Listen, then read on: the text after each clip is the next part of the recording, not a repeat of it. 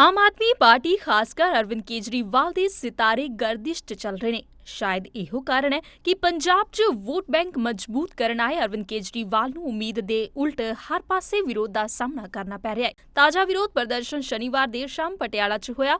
ਕੇਜਰੀਵਾਲ ਪਟਿਆਲਾ ਦੇ ਨਿੱਜੀ ਹੋਟਲ 'ਚ ਅਧਿਆਪਕਾਂ ਤੇ ਨਰਸਾਂ ਨੂੰ ਮਿਲਣ ਪਹੁੰਚੇ ਹੋਏ ਸਨ। ਹੋਟਲ ਦੇ ਅੰਦਰ ਵੋਟ ਬੈਂਕ ਮਜ਼ਬੂਤ ਕਰਨ ਦੇ ਲਈ ਮੁਸੀਬਤਾਂ ਸੁਣੀਆਂ ਜਾ ਰਹੀਆਂ ਸਨ ਤਾਂ ਹੋਟਲ ਦੇ ਬਾਹਰ ਮਹਿਲਾ ਕਾਂਗਰਸੀ ਵਰਕਰ ਉਨ੍ਹਾਂ ਖਿਲਾਫ ਜੰਮ ਕੇ ਨਾਅਰੇਬਾਜ਼ੀ ਕਰ ਰਹੀਆਂ ਸੀ।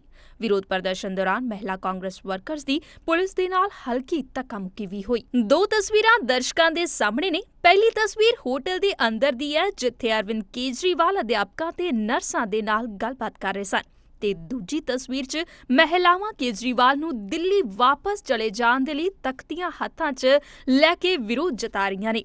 ਅਰਵਿੰਦ ਕੇਜਰੀਵਾਲ ਨੇ ਦਾਅਵਾ ਕੀਤਾ ਹੈ ਕਿ ਆਪ ਦੀ ਸਰਕਾਰ ਬਣਨ ਤੇ ਪੰਜਾਬ ਦੀ ਸਿੱਖਿਆ 'ਚ ਤਬਦੀਲੀ ਕੀਤੀ ਜਾਵੇਗੀ। ਪਟਿਆਲਾ ਤੋਂ ਇੰਦਰਜੀਤ ਸਿੰਘ ਬਖਸ਼ੀ, ਜਗਬਾਣੀ ਟੀਵੀ।